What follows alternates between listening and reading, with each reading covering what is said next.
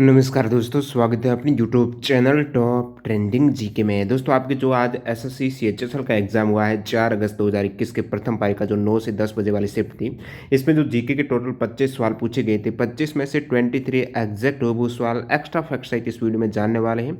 हमेशा की तरह दावा है, जो भी सवाल होंगे वो आपके 100% रियल और ऑथेंटिक होंगे, तो इस बात पर लाइक करते हुए वीडियो कंटिन्यू करना। इसकी पीडीएफ फाइल आपको ऑल शिफ्ट की एक साथ टेलीग्राम चैनल पर मिल जाती है, तो डिस्क्रिप्शन बॉक्स में टेलीग्राम चैनल की लिंक है, क्लिक करके जरूर ज्वाइन कर लेना।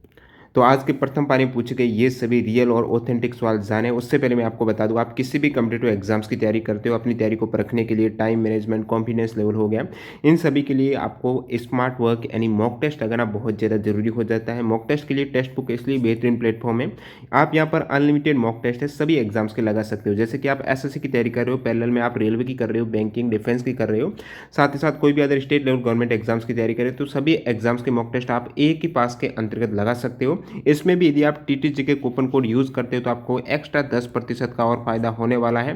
तो इस अपॉर्चुनिटी का लाभ उठाने के लिए डिस्क्रिप्शन बॉक्स में आपको लिंक मिल जाएगी। जो एग्जाम में आपको पैटर्न और इंटरफेस देखने को मिलता है, सेम इंटरफेस से आप यहाँ पर प्रैक्टिस कर सकते हो। तो चलिए कंटिन्यू कर लेते हैं। जो आज आपके प्रथम पारी में पूछे गए जो सवाल जीके के हैं, स्पेशली 25 में से 23 सवाल देखने वाले हैं। इन सभी कैंडिडेट का बहुत बहुत धन्यवाद जिन्होंने रियल और ऑथेंटिक सवाल है वो टेलीग्राम पर सेंड किए हैं। तो देखिएगा, पहला सवाल, आंध्र प्रदेश हाईकोर्ट के मुख्य न्यायाधीश कौन है? आंध्र प्रदेश हाई कोर्ट के जो मुख्य न्यायाधीश बने हैं वो अरूप कुमार गोस्वामी है। 6 जनवरी 2021 को इन्होंने पदभार ग्रहण किया है। ये आंध्र प्रदेश हाई कोर्ट के मुख्य न्यायाधीश हैं अरूप कुमार गोस्वामी। आपके लिए जिन भी कैंडिडेट के आने वाले सेट में एग्जाम है, तो करंट अफेयर्स की बात करूं, ज़्यादातर करंट अफेयर्स जैसे कि मैंने सवाल देखे हैं वो जनवरी और दिसंबर के पूछे गए, दिसंबर 2020 और जनवरी 2021 से। इसके अलावा मार्च तक के भी करंट अफेयर्स टच किए गए हैं, तो आप कवर करके चलिएगा अक्टूबर से मार्च 2021 तक। तो आपको पढ़ना ही पढ़ना है, साथ ही साथ ज़्यादातर आपको फोकस करना है वो जनवरी और दिसंबर 2021 का करना है, यानी जनवरी 2021, दिसंबर 2020 का। तो 2021 में बने जो राज्यों के उच्च न्यायालय हैं उनके हाईकोर्ट में वर्तमान में कौन मुख्य न्यायाधीश है वो मैं बता देता हूं, क्योंकि 21 के इंपॉर्टेंट हो जाता है करंट अफेयर्स की दृष्टि से। जैसे कि आंध्र प्रदेश का आपको पूछा गया है, तो बाकी जो भी 21 में हाईकोर्ट के मुख्य न्यायाधीश बने वो भी आपको पता होना चाहिए। जैसे कि 6 जनवरी 2021 को आंध्र प्रदेश के जो मुख्य न्यायाधीश बने हैं हाईकोर्ट के अरूप कुमार गोस्वामी, इसी प्रकार 6 जनवरी 2021 को सिक्किम हाईकोर्ट के जो चीफ जस्टिस बने थे वो जितेंद्र कुमार मैसूरी हो जाएंगे। अन्य 2021 की बात करूं तो इलाहाबाद हाई कोर्ट के जो चीफ जस्टिस हैं उनका नाम है मुनीश्वर नाथ भंडारी हैं, ये 26 जनवरी 2021 को बने हैं। कलकत्ता हाई कोर्ट के जो चीफ जस्टिस मुख्य न्यायाधीश है वो राजेश बिंदल हैं, ये एक्टिंग हैं, 29 अप्रैल 2021 को बने हैं। छत्तीसगढ़ हाई कोर्ट के प्रशांत कुमार मिश्रा हैं। गुवाहाटी हाई कोर्ट के सुधांशु धुलिया हो जाएंगे। हिमाचल प्रदेश हाई कोर्ट के रवि मलिमत हैं। जम्मू कश्मीर हाई कोर्ट के जो मुख्य न्यायाधीश है वो पंकज मित्तल है, ये सभी 2021 में बने इसलिए इंपॉर्टेंट है। मध्य प्रदेश हाई कोर्ट के मोहम्मद रफीक हो जाएंगे। मद्रास हाई कोर्ट के हैं संजीव बनर्जी। मणिपुर हाई कोर्ट के जो मुख्य न्यायाधीश है पीवी संजय कुमार हैं। ओडिशा हाई कोर्ट के हैं एस मुरलीधर हैं। तेलंगाना हाई कोर्ट के हिमा कोहली है, 7 जनवरी 2021 को बने हैं। उत्तराखंड हाई कोर्ट के जो मुख्य न्यायाधीश हैं वो दोस्तों रघुवेंद्र सिंह चौहान है, ये 7 जनवरी 2021 को बने हैं। तो ये सभी इंपॉर्टेंट है आने वाले शिफ्ट के लिए। विजयनगर साम्राज्य की स्थापना कब की गई है? तो 1336 में की गई थी। विजयनगर साम्राज्य के संस्थापक कौन है, ये भी सवाल पूछा जाता है। हरियर फर्स्ट और बुक्का राय फर्स्ट से।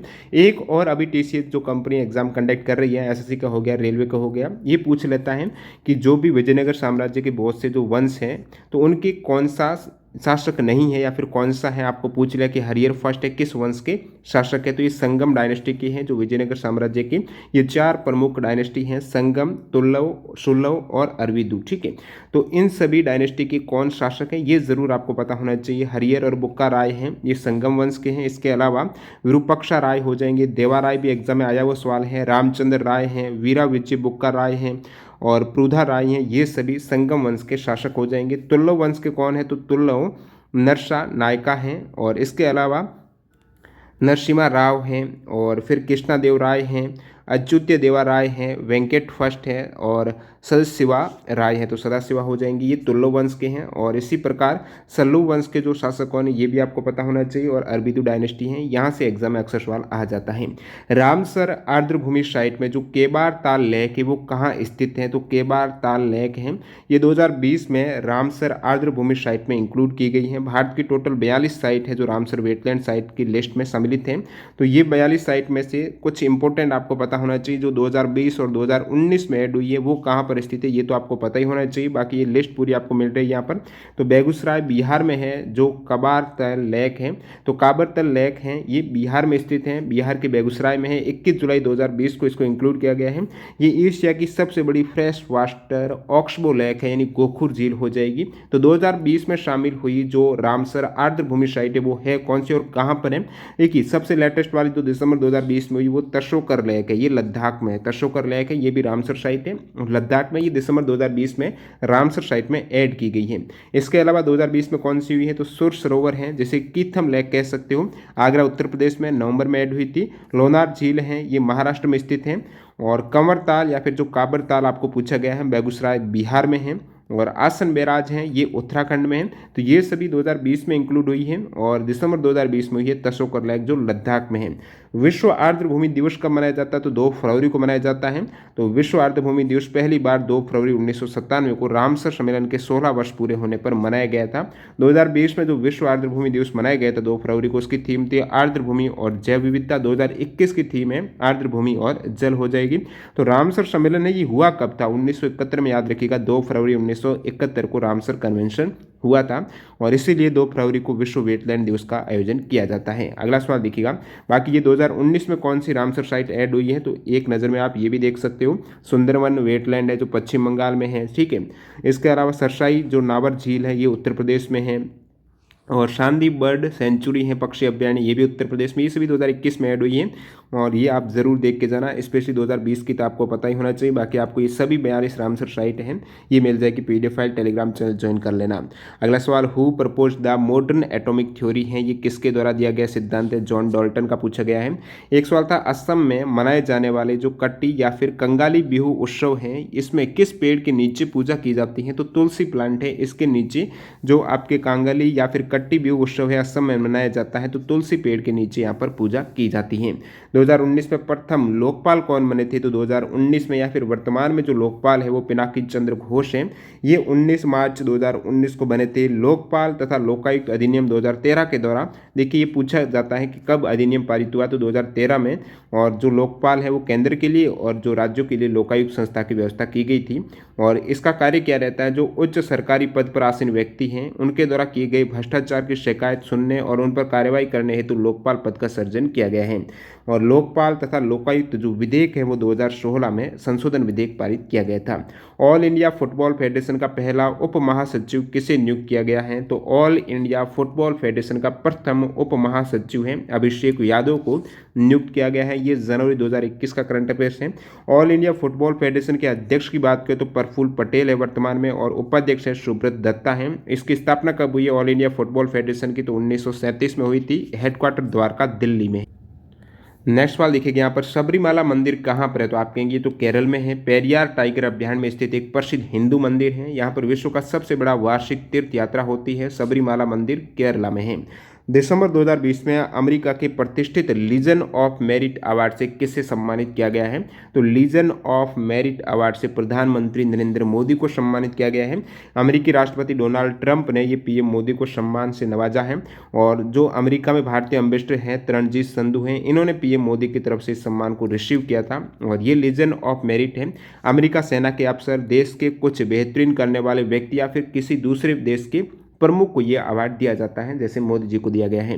दाब की ऐसा यूनिट क्या है? इजी सवाल पास्कल पूछा है, या फिर आप इसको कह सकते हो न्यूटन पर मीटर स्क्वायर भी ये यूनिट हो जाएगी। दाब बराबर बल बटा क्षेत्रफल। नेक्स्ट वन देखिएगा, मिट्टी की कौन सी परत में पोषक तत्व संग्रहित होते हैं? तो पोषक तत्व हैं तो ये जो ए टॉप सॉइल वाली हॉरिजेंटल ए हैं, तो ए है जिसे टॉप सॉइल बोल सकते हो। इसके अलावा एक ओ भी रहती है, बी भी है, ई भी है, आर भी है। आर जो बेडरॉक जिसमें ग्रेनाइट, बेसाल्ट, क्वार्टजाइट, चूना पत्थर, बलुआ पत्थर जैसी चट्टान मिलती हैं, वो आर वाली जो परत है। और बाकी पोषक तत्व है या फिर जो खनिज वगैरह हैं, मिनरल्स हैं, वो ज़्यादातर टॉप सॉइल में होंगे और ओ में भी होते हैं मिनरल्स। और अगला सवाल देखिएगा यहाँ पर, सॉरी ओ में मिनरल्स नहीं होंगे, ओ में तो वो आपके सड़ी हुई आपके पत्ती वगैरह रहती हैं, डीकम्पोजिंग लीव्स वगैरह सबसे ऊपरी परत रहती है ना, वो ह्यूमन से ऑर्गेनिक बोल सकते हो आप। अगला सवाल है तेलंगाना राज्य की स्थापना कब हुई है। सभी को पता होगा 2 जून 2014 को हुई है। राज्यसभा सीट तेलंगाना में 7 है, लोकसभा सीट है वो 17 है। नेक्स्ट वन 2020 में रविंद्रनाथ टैगोर साहित्य पुरस्कार है वो किसे दिया गया है। रविंद्रनाथ टैगोर साहित्य पुरस्कार है ये राज कमल झा को दिया गया है 2020 में। किस रचना हेतु द सिटी एंड द सी उनकी रचना है इस हेतु। इससे पहले 2019 में जो रविंद्रनाथ टैगोर साहित्य पुरस्कार दिया गया है वो राणा दास गुप्ता को मिला था। किस हेतु दिया गया था राणा दास गुप्ता को। सोलो जो उनका एक लिटरेरी फिक्शन था उस हेतु प्रथम पुरस्कार है ये 2018 में इसकी शुरुआत हुई है। रविंद्रनाथ टैगोर साहित्य पुरस्कार के जो कबीर को दिया गया है 100 पोएम ऑफ कबीर जो पोएट्री संग्रह है इसको। संविधान के ब्रेल संस्करण का अनावरण किस राज्य ने किया है तो महाराष्ट्र राज्य के द्वारा संविधान के ब्रेल संस्करण का अनावरण है महाराष्ट्र के सामाजिक न्याय मंत्री धनंजय मुंडे ने किया था दिसंबर 2020 में। भूमि अतिक्रमण निषेध अधिनियम 2020 किस राज्य ने पारित किया है तो ये गुजरात ने किया है। ये भी दिसंबर से पूछा गया तो दिसंबर और जनवरी के जो करंट अफेयर सवाल पूछे गए 6 से 7 सवाल है टोटल। भूमि अतिक्रमण निषेध अधिनियम 2020 है गुजरात राज्य ने पारित किया है भूमाफियों के खिलाफ एक तरीके से कह सकते हो।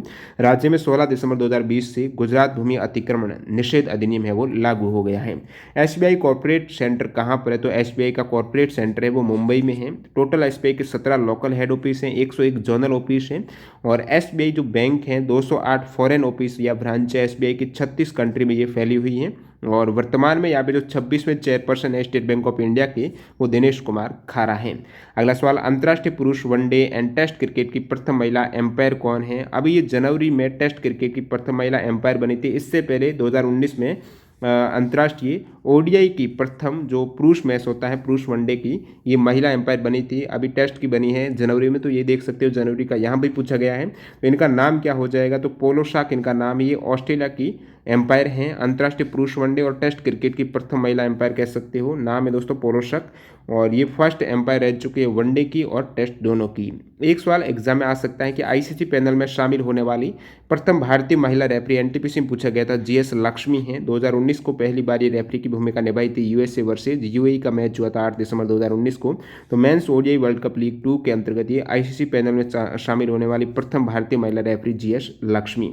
विटामिन बी12 किसमें उपस्थित नहीं रहता है ये ऑप्शन दे रखे थे तो फिश में रहता है और मिल्क प्रोडक्ट है उसमें भी रहता है पोल्ट्री है तो प्लांट का आपका सही हो जाएगा।